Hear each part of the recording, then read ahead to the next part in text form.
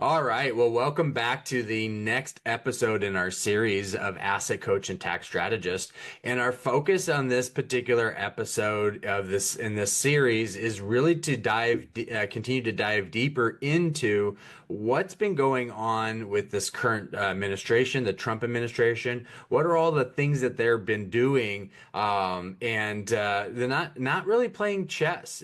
Clearly, based on everything that's going on right now, Trump and his administration have been planning this probably way before he was elected president. So during the Biden administration, this is a lot going on. So let's continue to dive into this and get in deeper. If you're a subscriber, thanks so much for subscribing. If not, feel free to hit that bell and subscribe. We drop every episode on Thursday. Of course, if you like our content, give us a thumbs up. We appreciate it. And we appreciate you being here when there's so many other areas that you can spend your time. So now we need to look at, what is Trump doing? All of this leads up to, well, Bob, this is great. Thanks for the history lesson. But what is the point of all this? The point of all this is what's going on today. What's Trump doing? Okay, now go back to his book, The Art of the Deal. Trump is a negotiator. He's not a politician. He's a businessman, but his value, his gift that God's blessed him with is negotiate. And in the world of the chaos theory, in the world of negotiation, you use every single tool out there to create the opportunity to negotiate every single time. Okay? And so some of the things are there designed to create distractions, but also to basically slap some of these other countries upside the head to wake them up. Let them know the sleeping giant is now awake. You've pissed us off. We've given and we've built this over the last almost, 100 years. We're just under 100 years from Bretton Woods, right? So 80 years. And now you're all forgetting what we have done for you. Is that arrogant? No, that's what a leader does. The United States of America is a leader in world global trade. If we did not exist, there would be chaos, poverty in the United States and all over the world. No, but yes, Bob. We bring organization, or we would have already taken over the world. But we haven't. But what the problem is that over the years, our various politicians, laws and regulations, right? Economic termites, our politicians have forgotten we the people, and they have kept their focus on, I, a public servant, wants to be a millionaire, and I, a public servant, am now a multimillionaire, and I'm going to do these backroom deals, and who hurts? You and I. Small towns, middle America. Companies close up shop. Jobs lost. Towns disappear. So there's always two sides of a coin. Not everyone is going to be blessed by decisions. It is a tug of war. There's always two sides tugging. Eventually, one side is going to end up with mud on their face. And it's not fair. But at the end of the day, it is also fair. Because that's survival. We're animals. We're creatures of survival. All these things that we have, all these things that we do is for survival. That's why America was created. And so what Trump is now doing is he's using a kind of a four-pronged approach to build out change, to keep us as a superpower. Why? Because you had China now, what's happening to China? They're deteriorating. Why? Because over the last decade, we've said, you know what? Enough's enough. You're not a very good partner. We've only used you for cheap labor. And by the way, your labor's not cheap anymore. We are using you because you have more people. I saw an interview with Tim Cook, the CEO of Apple, and he said, you know what?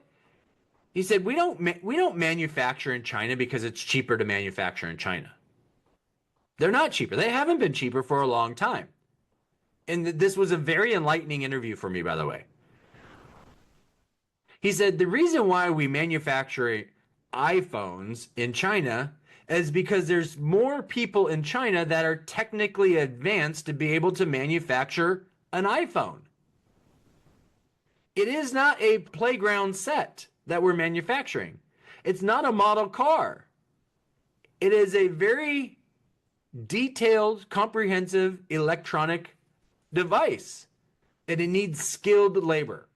He said, so in China, they've got over 1 billion people, 1.4 billion. Same thing with India. What's the US have? Maybe 400 million, but not all those work. That's our total population, right? So you've got 1.4 billion. We got 400 million in the US. They have 1 billion more people.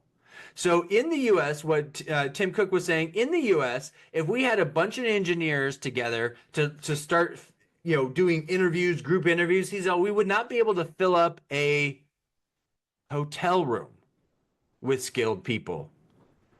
But in China, we could fill stadiums with these skilled people. So we do that.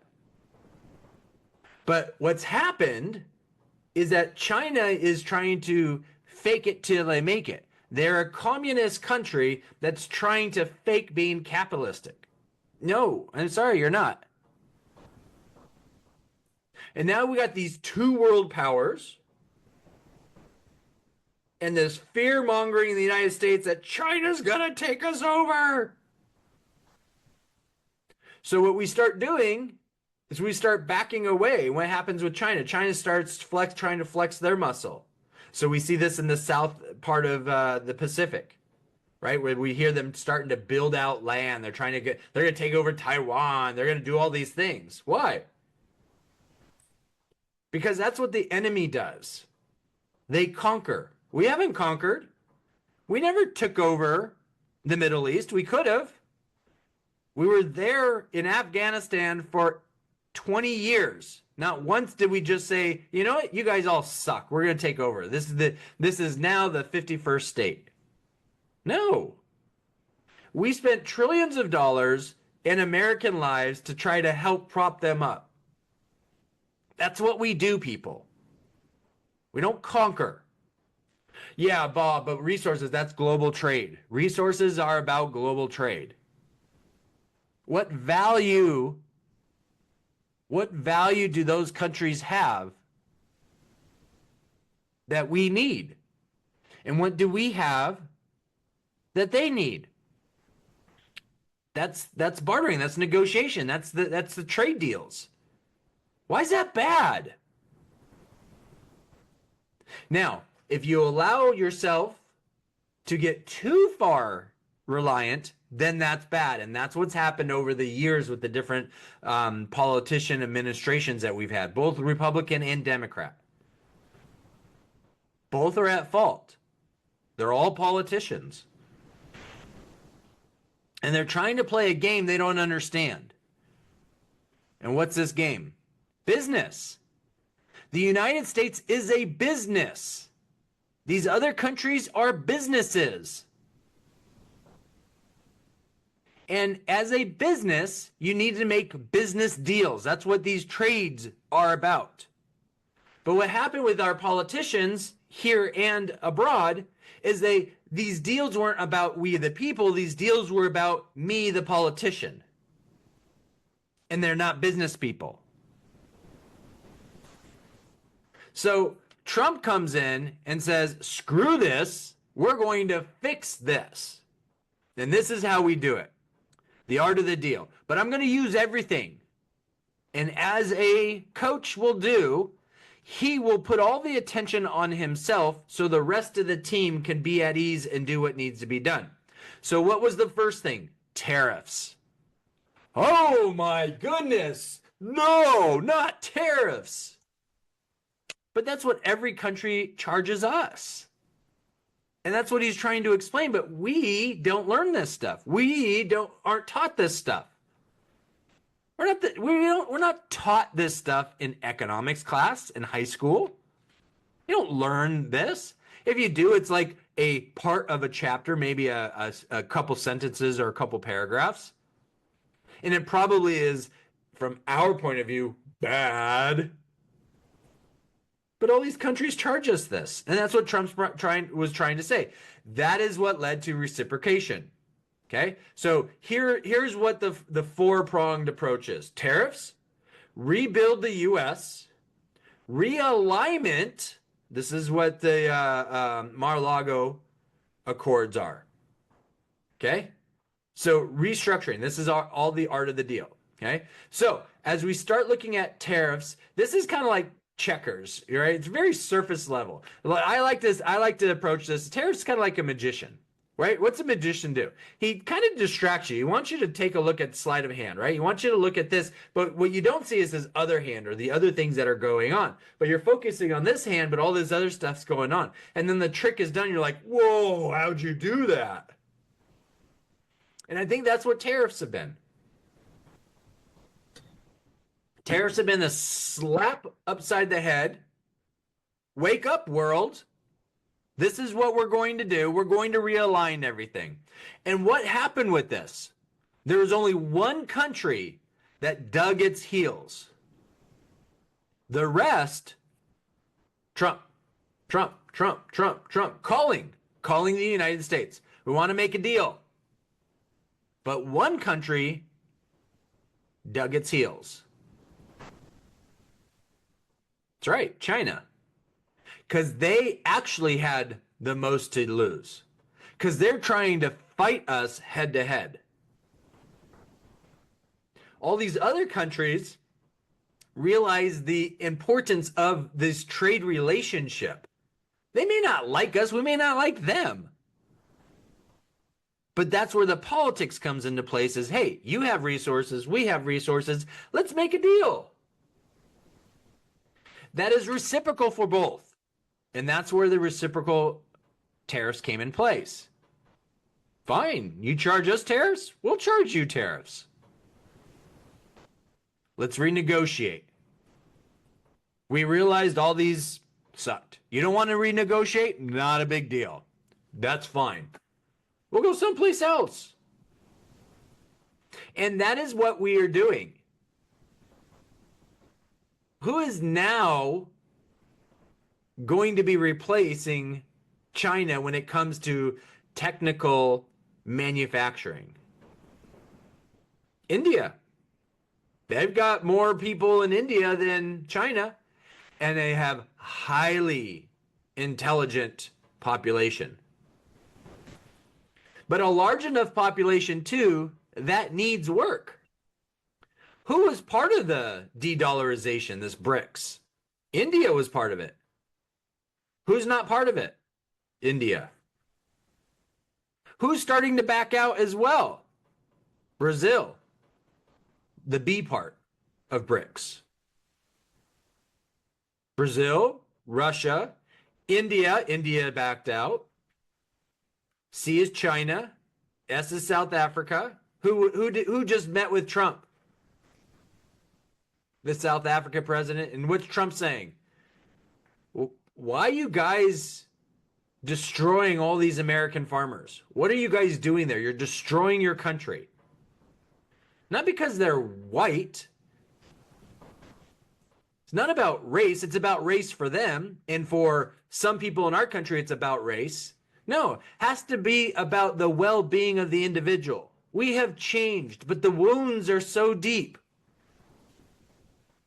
And the fear-mongering and the division and all this crap that the lefts and the liberal Democrats, the far left, have created more division and created this, breaking open this wound. Continue to pour salt in it. It's about the well-being of the human being. And that's what's trying to be addressed. Okay? So tariffs were that hey, we're going to start renegotiating. And again, so many countries have come to the table. Then it came about, all right, let's go to rebuild US. Why? Because these tariffs made manufacturing more expensive in those countries now because it's no longer free lunch for the American manufacturing. So what was the goal? Trump said, no, not a problem. If you manufacture that product in the US, you're not going to have that tariff. And this is what Reagan did in his administration. He created probably one of the best credits called the Research and Development Credit, which gave businesses the opportunity to earn a dollar for dollar tax benefit for research and development, create new product, innovate, make us the world power. So now Trump does this, and what? We have like $3 trillion so far committed to be reinvested in the United States through companies like Apple, Nvidia, countries like the various Arab countries.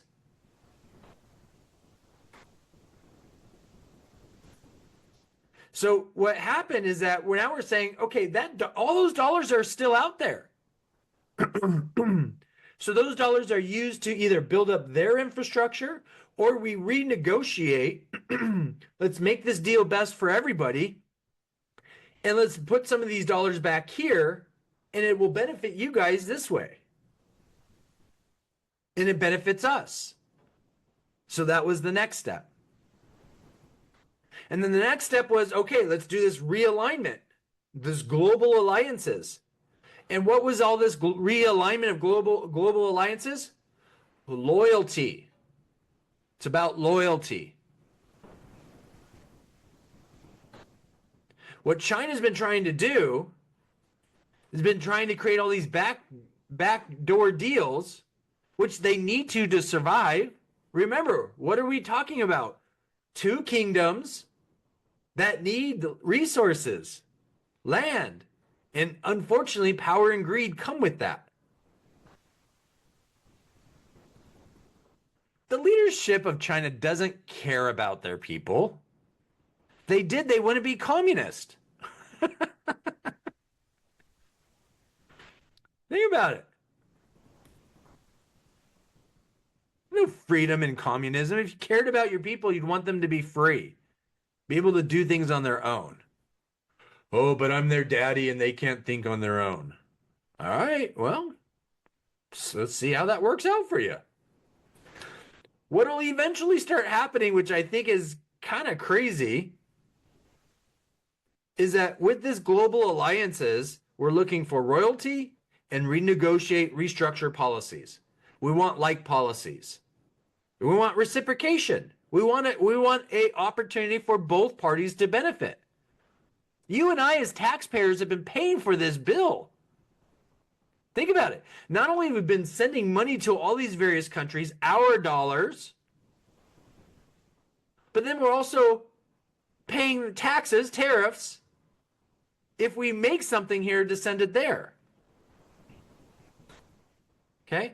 If we're allowed to send stuff there. So then you got this de-dollarization, right? And this was China trying to flex their muscles. And it created all this political fracturing. So Trump's like, okay, enough of this shit. Enough. So the tariffs, Mac, wake up. Okay, let's go. Let's start talking again. Let's go. Let's do this. And then we see money being committed. But remember, we could not negotiate, rebuild the U.S. and get money committed to the U.S. without some kind of consequence. You don't fulfill your commitment, tariffs go up. Costs go up. You fulfill your commitment, we'll leave things as negotiated. Think about your mortgage. When you borrow money from the bank, if you don't pay, what happens? Your house gets foreclosed on. Doesn't the bank tell you that in the loan agreement? Yeah. What do you think's going on here? Same thing. Hey, here's the deals. Here's what we're talking about. If everybody does their part, awesome. We all benefit. By the way, if you don't do your part, here's the consequences. Just want to let you know so we all agree to this up front. Okay, sign, done. So if you don't like a deal, it's your problem. We didn't like our deal. It was our problem. So what'd we do? We want to change our deal. We want to change our deal. Why? Because Mexico and Canada were allowing drugs, fentanyl from China to come into the US. They weren't trying to protect our interests, though Mexico we do more manufacturing in Mexico than we do in China now. In Texas, where I'm located, I think like 70 or 80% of our goods that are manufactured come from Mexico. Makes sense. I mean, they're huge, most of the Mexican border to the US is Texas. Just have that small part of Arizona and real smart of New Mexico and California. But when you look at Texas, it's most of the border. Makes sense. So we got to get rid of this whole China trying to create these backroom deals with de-dollarization, this political fracturing.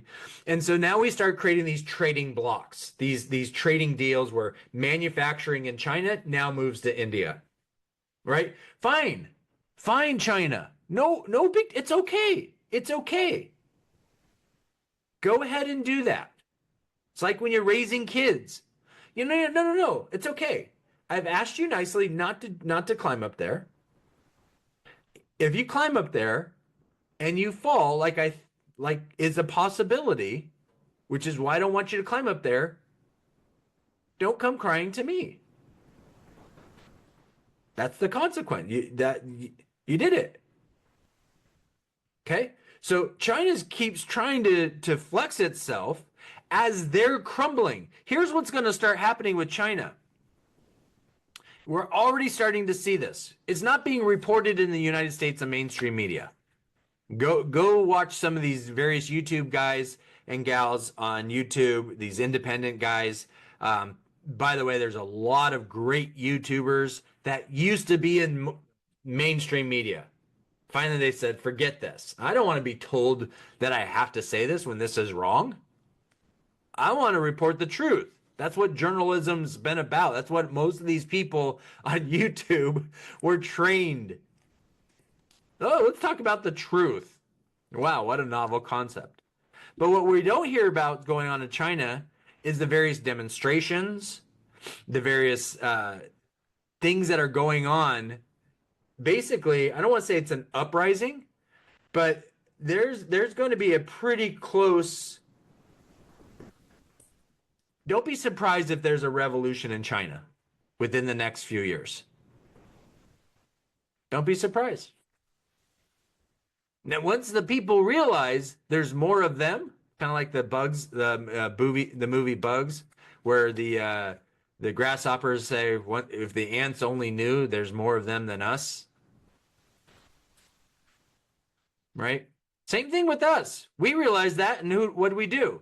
We voted Trump in. Said, forget this. You guys are selling us away. Okay?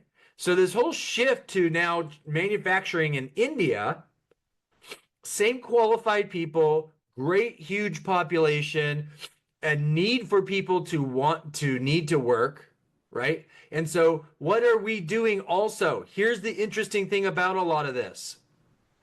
When you look at what the US is doing with some of this stuff, is that we're also making certain aspects more affordable. What do you mean, Bob? And we'll talk about this a little bit later. Is how do you get all these things to be accomplished? How do you manufacture? How do you do all this stuff? How do you create and fulfill these deals? You have to have resources, energy, right? And so we're going to talk about this a little bit more as we continue to go through this conversation. So now let's get to the Mar-a-Lago Accords. What is this all about? Why are we revisiting this whole conversation? Very simple. Ready? Okay, write this down. Control of the global economy. Money, currency, the flow of cash. That's it. That's what this is all about. How do we do this? If we don't do it, who's going to do it? China. That's what BRICS was all about. The tariffs equaled leverage. What Trump did was, hey, tariffs, and he got people, again, smack upside the head, got people to the table, start conversations. It's a leverage because it made their goods and services more expensive. They paid us more money for it. We've made billions of dollars this year on tariffs alone. That's great. That's good for you and I as taxpayers. Because all we hear about is our deficit, our debt, right? Who's going to fit that bill? You and I. But there's a point though where the debt to GDP gets to a certain percentage. And they say that no country can survive that other than Japan so far. I think we can. But I think Trump's saying, let's not get there. Let's do these things first. Manufacturing equals foundation. Developing more control, getting manufacturing done here. Sure, we may not manufacture iPhones, but we certainly could manufacture playground sets, right? The automobile body parts can be manufactured here. Okay, maybe the electronics, we'll do that in Taiwan or India or Singapore or one of our other trading partners. That's the whole point of having various trading partners, is to have a finished good manufactured in multiple areas that when this good gets sold, you and I buy this good, that money flows to all these other people. You work your tail off to earn money, and then when you buy this good, you support the rest of the economy. But the reason why we can buy this good where we can afford it is because their lifestyle, their cost of living, their valuation of the currency is different. It's lower than ours. It's reciprocal. And then boxing China. What I mean by that is that we're trying to strategically keep China in a box. And China's done this to themselves because they were not open in communication. They would say one thing to us with a straight face, and they would completely lie in their actions.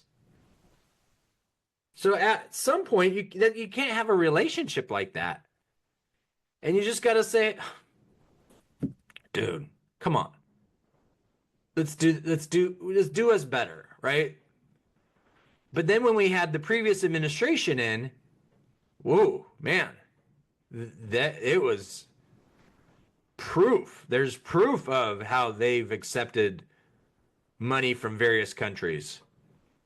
They sold us out. They sold us out. They should be all in prison, and hopefully they will be.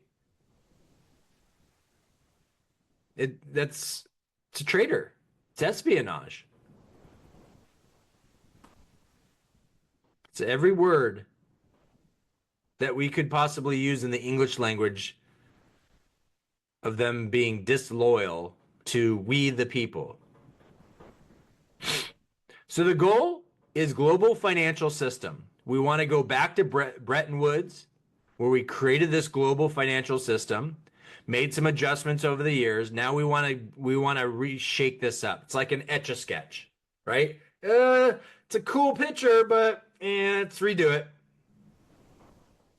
And we want the US dollar to be that. So this is where we have to have some sort of financial backing. We need to look at this structure, okay? And so what is this? It's not going to be just gold. Like I said earlier, there's been in the last few months, this year alone, there has been enough gold reserves found that is well over $1 trillion of value. There's a lot of resources in this earth. So gold has a value. It's like diamonds. We all know diamonds. That's like grains of sand. There's so many diamonds. Why are they valuable?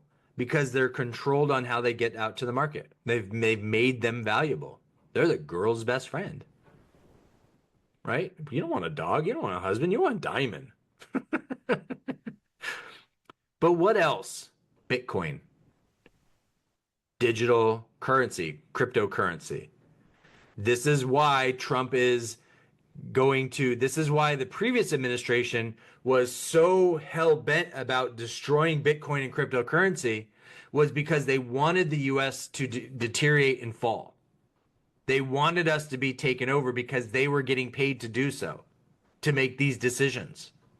Okay? So now Bitcoin, which is finite, meaning it's not infinite, so the value holds its value more than gold, because gold, just go dig, and if you find it, you got a lot more value. Okay? No different than really changing interest rates, printing more money.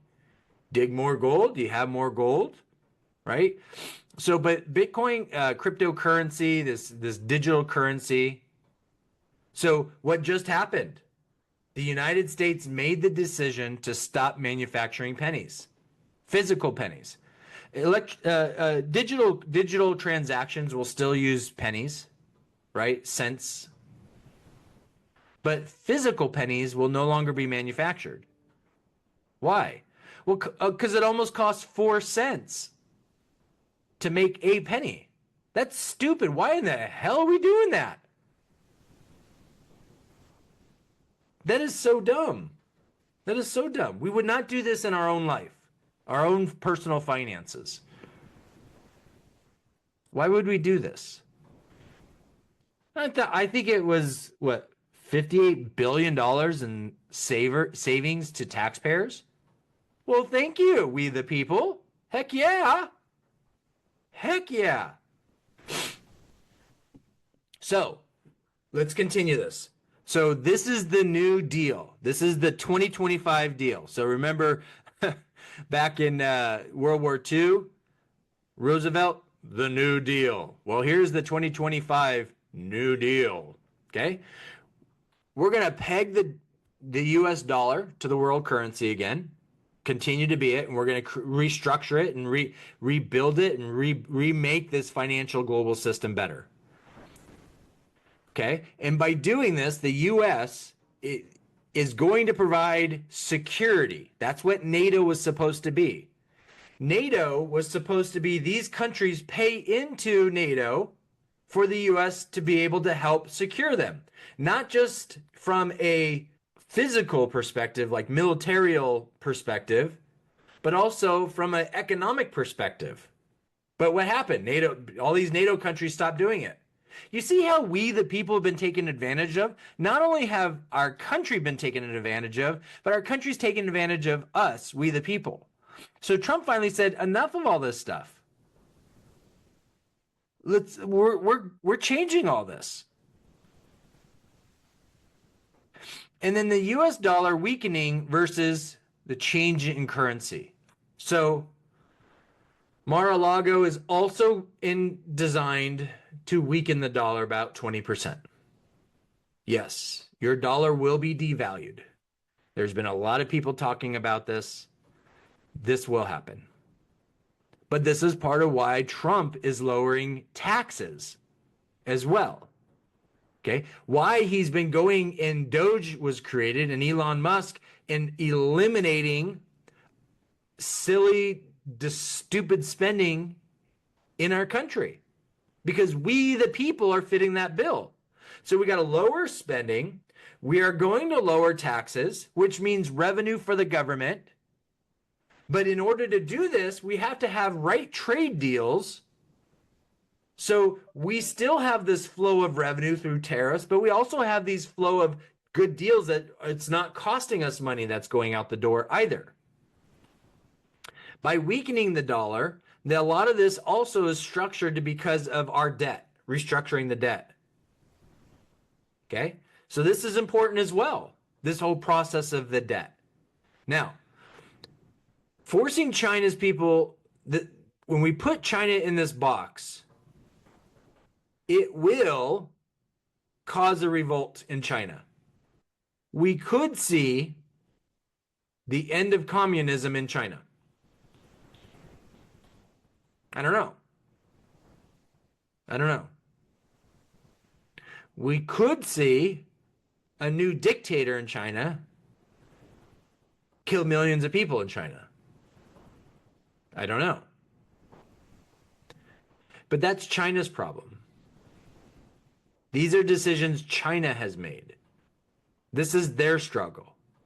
We have our own struggles. And so we make changes in our own country to fix our own country. And we make decisions with the allies and the people that we economically have deals with, which is what we have been doing.